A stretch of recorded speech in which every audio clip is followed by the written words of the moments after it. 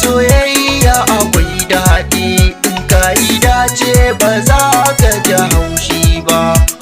Sannan soyayya da kwai zafi, in ba ka yi ba ka san da kome ba. Labari na yanzu zan baku, na san in kun ji ba za ku ki tausayi ba.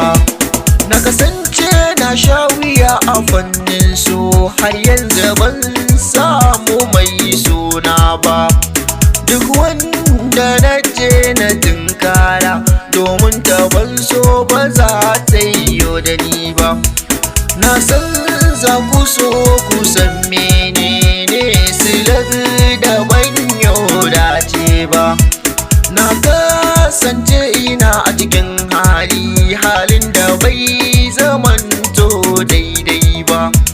Na zama yaudari na 'yan mata, in fata su ban ɗauke shi kome ba.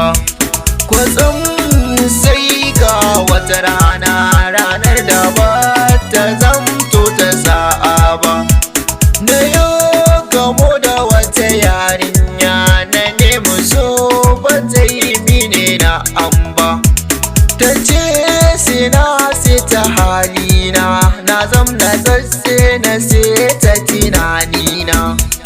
Hakika na yarda da zancenta, domin kun ban yi ba zan je sauki ba.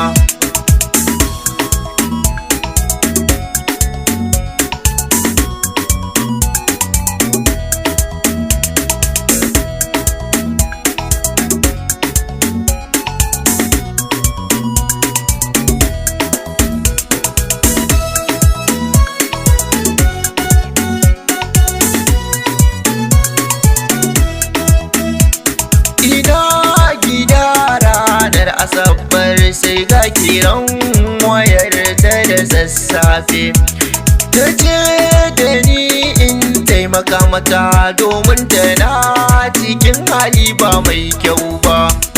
Waɗansu ne suka yo garkuwa da ita, sun nemi kuɗi ba dan kaɗan ba. Baban ta gashi ba shi da kuɗi, halin ƙarfinsa bai kai har nan ba. Taimako take nema guna, gashi ban san yanda kwa zanyo ba. In na bar ta soyayyar juna, halacci adalci kuma banyo ba. Na san za ku so kusan ƙarshen labarin duk da ban kai ba.